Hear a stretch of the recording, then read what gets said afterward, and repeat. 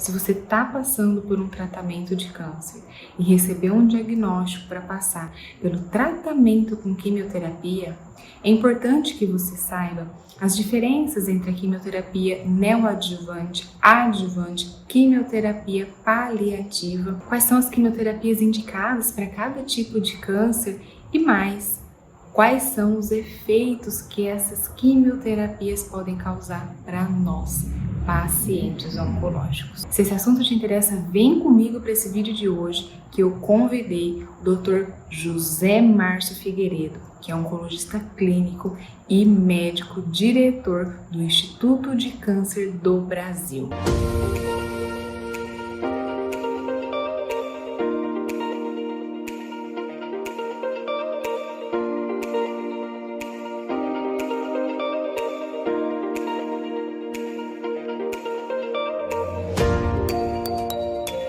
Sejam muito bem-vindos a mais um vídeo do nosso canal Câncer Direitos. Eu sou Natália Scalabrini e hoje eu estou aqui com ninguém menos do que o Dr. José Márcio Figueiredo, que é oncologista clínico formado pela USP e também o diretor do Instituto do Câncer do Brasil, apenas para citar um breve currículo. Qual é a diferença da quimioterapia adjuvante e neoadjuvante? Maravilha, as pacientes têm bastante dúvida em relação a isso. É simplesmente é um nome neoadjuvante, é uma quimioterapia que é usada pré-operatória ou pré-radioterapia, por exemplo, né? E a adjuvante é após o tratamento local, né? Após um tratamento local, seja ele cirúrgico ou seja ele com radioterapia, tá? E a quimioterapia que a gente chama de paliativa é a quimioterapia onde a doença já atingiu outros órgãos e você usa para paliar sintomas e melhorar a qualidade de vida e prolongar a sobrevida dos pacientes. Então, basicamente, esses são os cenários descritos para a quimioterapia.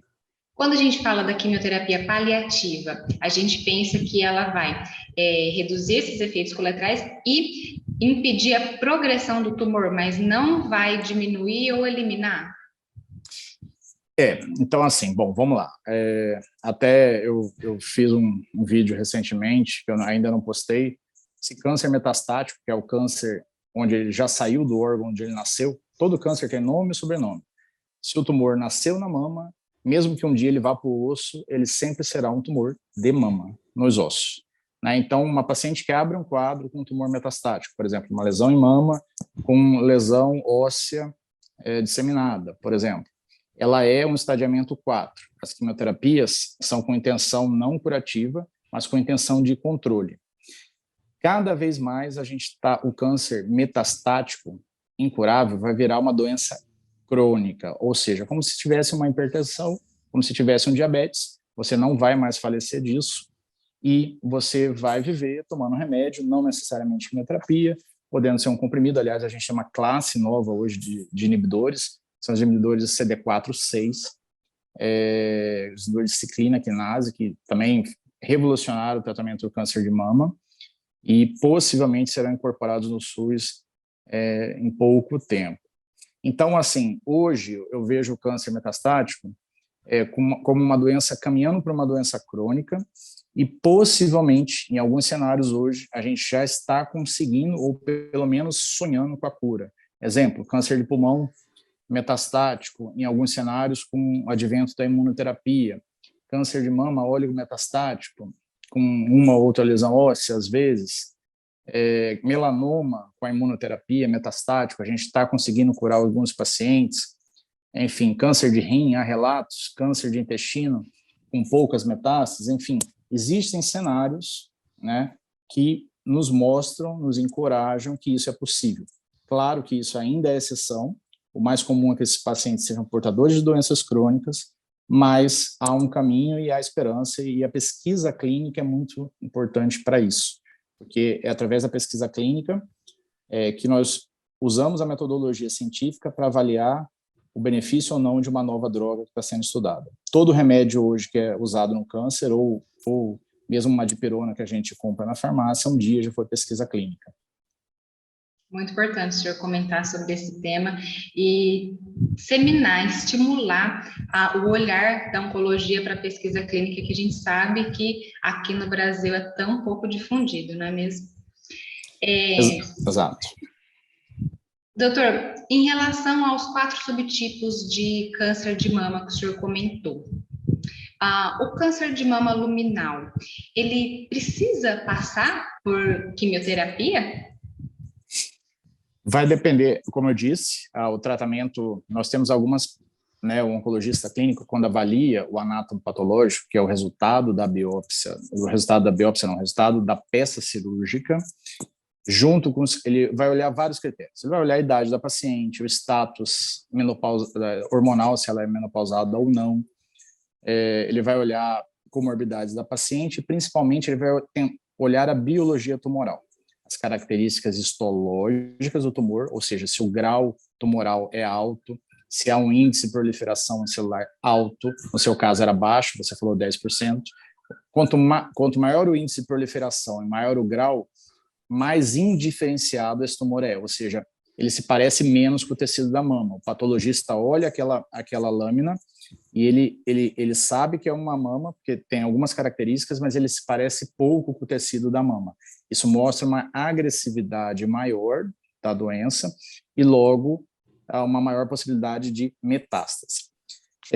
Além disso, nós olhamos as características imunohistoquímicas, que são a expressão na membrana da célula de proteínas, como no caso o receptor de estrogênio, o receptor de progesterona, e, em último caso, ferramentas genômicas, que a gente usa técnicas de sequenciamento genético de última geração, para avaliar a expressão de alguns genes que induzem pior prognóstico. Então, somando tudo isso, associado também a alguns normogramas que nós temos disponíveis com ferramentas online para médicos oncologistas, a gente estima um risco de recorrência. E aí a gente divide essas pacientes em muito baixo risco ou baixo risco, risco intermediário de recorrência e risco alto de recorrência. Pacientes com risco alto de recorrência têm que fazer quimioterapia, mesmo se forem tumores luminais. E pacientes com risco intermediário, luminais, possivelmente precisam de quimioterapia quando a paciente é pré-menopausada. Então é importante o tamanho do tumor, se tem comprometimento da axila e tudo isso que eu falei. Então é uma decisão que não é tão simples assim, tá? Mas a gente sabe que a magnitude do benefício do ganho absoluto e do ganho relativo para as pacientes, para tumores luminais é menor com o ganho da quimioterapia, mas ainda pode ser uma ferramenta necessária. Eu fiz essa pergunta justamente porque quando a gente fala desses tipos luminais, muito tem se falado da desnecessidade, porque o tumor não responde à quimioterapia e que a terapia-alvo vai ser o bloqueio hormonal. Então, foi nesse sentido que eu pensei, justamente para já desmistificar também para as pacientes que estão assistindo, que às vezes ouvem outras pacientes falando que no seu próprio caso teve dispensa da quimioterapia e acredita que está fazendo de modo desnecessário e também não queira fazer, né? Perfeito, é exatamente isso. Então, hoje, o tamoxifeno é um exemplo de uma terapia-alvo, aliás, foi uma das primeiras terapias-alvos, e hoje a gente tem a classe dos inibidores de ciclina para pacientes luminais A e B, que também revolucionaram o tratamento. Doutor, eu agradeço muito a participação do senhor aqui. Eu agradeço o convite. Esclareceu dúvidas de muitos pacientes que estão aqui nos assistindo. Obrigado, eu que agradeço o convite. Tenho certeza que essas informações foram muito importantes para os pacientes que estão iniciando a jornada no mundo oncológico e se veem totalmente perdidos, muitas vezes sem respostas do que significa tudo aquilo que a gente lê lá no nosso prontuário médico. Se você ainda ficou com alguma dúvida, deixa aqui embaixo nos comentários que a gente pode novamente solicitar uma colaboração do Dr. José Márcio para estar aqui explicando, esclarecendo todo esse assunto tão técnico para a gente. Se você gostou desse vídeo, já aproveita para compartilhar com aquele seu amigo que também não sabia dessas informações. Hoje eu fico por aqui.